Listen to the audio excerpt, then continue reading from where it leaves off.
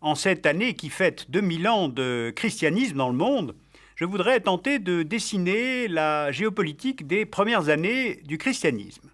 Pour cela, je voudrais vous montrer quelques cartes que j'ai tirées directement d'un livre dont je vais vous donner la référence tout à l'heure. Et ce sont ces cartes qui font apparaître que pendant les premiers siècles, le christianisme s'est développé loin de l'Occident romain, ce que n'a jamais admis Rome, qu'à l'origine le christianisme se diffuse plutôt par la langue grecque, et que l'on a dès le départ une grande proximité entre pouvoir spirituel et pouvoir temporel. Voici le bassin méditerranéen. C'est là que naît, il y a 2000 ans, puisque c'est le point de départ de notre calendrier, un juif dénommé Yeshua, Jésus, dans une région appelée Judée, qui est contrôlée politiquement par l'Empire romain. Les évangiles donnent Bethléem pour lieu de naissance de Jésus, alors que les recherches en histoire le feraient plutôt naître à Nazareth. Alors cette divergence d'interprétation a évidemment de l'importance dans les rapports du futur État palestinien avec le monde extérieur, qui est souvent un monde chrétien. La prédication de Jésus se fait donc dans un contexte politique qui est celui de la présence romaine des deux côtés de la Méditerranée. Et c'est précisément cette occupation romaine qui avait donné comme une force nouvelle à l'attente d'un Messie, car pour beaucoup de Juifs, le Messie serait celui qui délivrerait Israël du joug des Romains. Alors qui devait être considéré comme chrétien par rapport aux règles de la tradition juive ? Eh bien, les apôtres autour de Jésus, et en particulier Paul, doivent définir en fonction de quels critères il était possible d'être considéré comme chrétien. Ce terme de chrétien a été utilisé pour la première fois à Antioche, une grande métropole de langue grecque, qui était la troisième ville de l'Empire romain, après Rome et Alexandrie. C'est ainsi que l'on appelait les adeptes de cette église naissante, vue au départ comme une simple secte. Christ vient du grec, qui veut dire Messie. Au fil des années, puis des décennies, les communautés les plus importantes se développent en Palestine, en Syrie, en Asie mineure, en Afrique du Nord, en Grèce, en Italie centrale, en Espagne du Sud. Donc les premières communautés de chrétiens sont surtout en Orient. Et c'est en Arménie que le christianisme est adopté pour la première fois comme une religion d'État vers 300 après Jésus-Christ. Alors face à cette nouvelle croyance qui s'étend, les autorités romaines changent plusieurs fois d'analyse. D'abord, le mouvement est considéré comme une simple agitation politique, puis comme une secte religieuse plus ou moins tolérée. Puis les adeptes de cette nouvelle religion, qui se distingue de plus en plus de la religion officielle de Rome, vont être persécutés longtemps, sous Néron au 1er siècle, comme sous Dioclétien au 4e siècle. Puis le christianisme devient la religion officielle de l'Empire romain en 380, avec l'empereur romain Théodose, qui bannit tous les cultes païens. D'où l'importance dans la mémoire collective de ce passage du statut de secte persécutée à celui de religion d'État 4 siècles plus tard. En termes de simple analyse des rapports de force, l'Empire assimile l'Église et l'Église assimile l'Empire. On voit sur la carte la localisation des premiers conciles et celle des lieux où prêchaient les pères de l'Église. C'est au fil des premiers siècles que s'élabore la théologie, car déterminer qui est chrétien et qui ne l'est pas, en ce début de l'ère chrétienne, ce n'est pas simple. Ces pères de l'Église ont joué un rôle décisif, car ils devaient trancher sur les querelles doctrinales. Les premiers conciles interchrétiens se tiennent à Nicée, à Constantinople, à Éphèse, en Chalcédoine, et il ne faut pas s'imaginer que ces conciles sont de gentils débats démocratiques. Ils furent violents, avec condamnation sans appel, pugilat sanglant et intervention de l'armée. Et d'après cette carte, il est intéressant de constater que ces conciles se tenaient en Orient et non pas dans le monde latin. Ces choix ont contribué à assurer l'unité de l'Église pendant longtemps, c'est-à-dire en fait jusqu'aux hérésies, et à assurer par là même l'unité de l'Empire romain. La conjonction de ces conciles, tenus en plus grand nombre à l'Est, d'une plus grande présence de chrétiens à l'Est encore, la prédominance de la langue grecque sur la langue latine, le risque constant de division de l'Empire, et bien tous ces éléments conduisent l'empereur Constantin à installer son pouvoir lui aussi à l'est, c'est-à-dire loin de Rome.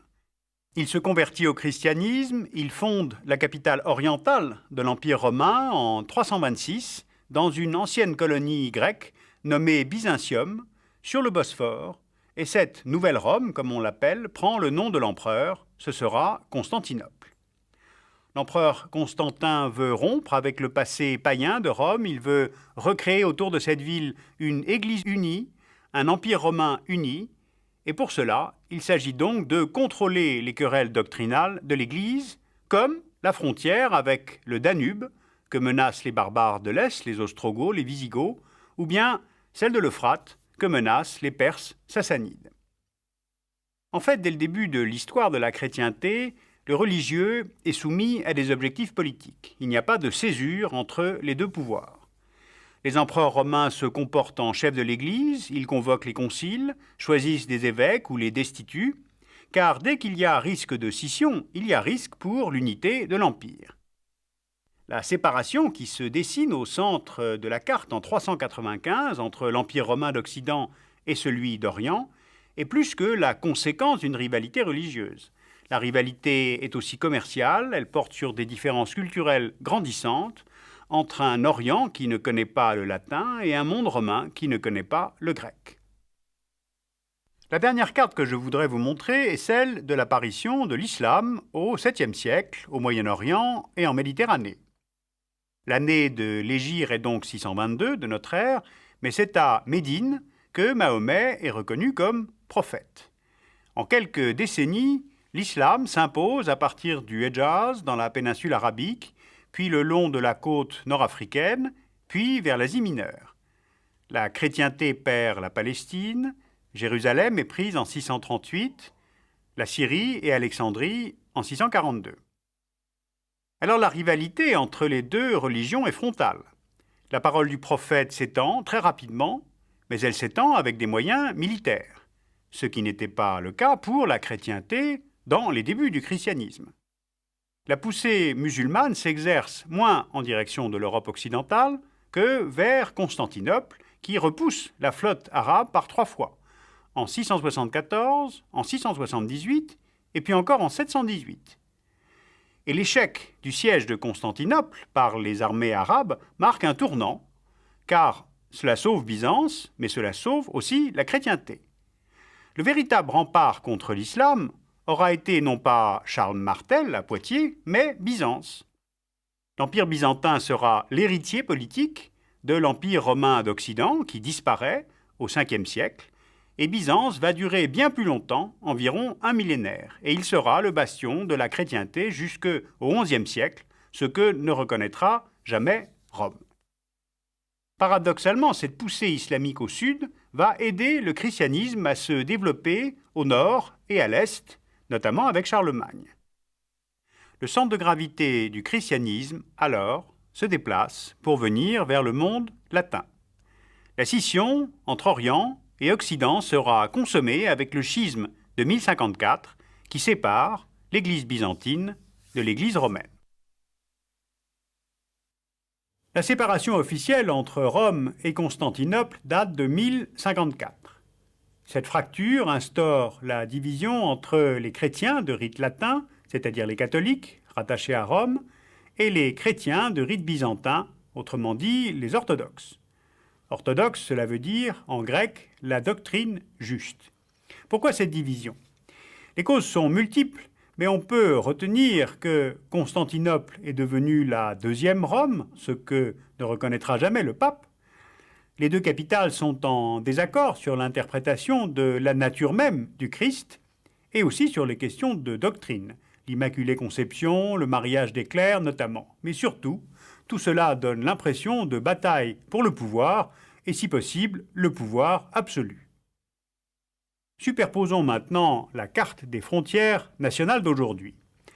On peut constater que la ligne de partage entre les composantes religieuses est sensiblement la même que celle du schisme d'il y a 1000 ans. On voit les pays à majorité orthodoxe aujourd'hui, Serbie-Monténégro, Macédoine, Grèce, Chypre, Bulgarie, Roumanie, Moldavie, Ukraine, Biélorussie, Géorgie et surtout Russie, soit au total quelques 220 millions de chrétiens orthodoxes dans le monde. Rappelons que, contrairement aux catholiques, presque chaque église orthodoxe est autocéphale, c'est-à-dire nationale, chacune étant dotée d'un patriarche. Et puis que tout au long de son histoire, le monde orthodoxe est confronté sur son ouest au monde catholique latin et sur son sud au monde musulman. Alors pour ces deux raisons, on trouve un lien très fort entre religion, identité et nation. Alors un tel balayage est évidemment audacieux et en tout cas simplificateur, mais ces grands mouvements, ces faits historiques ne sont peut-être pas forcément très bien connus, en tout cas quand on a reçu une culture latine, romaine, occidentale. C'est un angle de vue sur notre histoire dont parfois on ne dispose pas. Alors si vous voulez poursuivre cette approche de la géopolitique des premiers temps de la chrétienté, vous pouvez retrouver les cartes du schisme de 1054, la carte des hérésies qui ratent, je pense au mouvement des Bogomiles, ou bien la carte d'une hérésie qui réussit, heureusement, celle de la Réforme. Voici le livre dont je me suis tout à fait directement inspiré, tant pour le texte que pour les cartes. Donc les auteurs sont Sophie Mousset et Gérard Chalian. C'est un guide historique pour 2000 ans de la chrétienté qui est édité aux éditions Odile Jacob et qui permet de suivre ces grands mouvements religieux et politiques, et ce jusqu'au XXe siècle.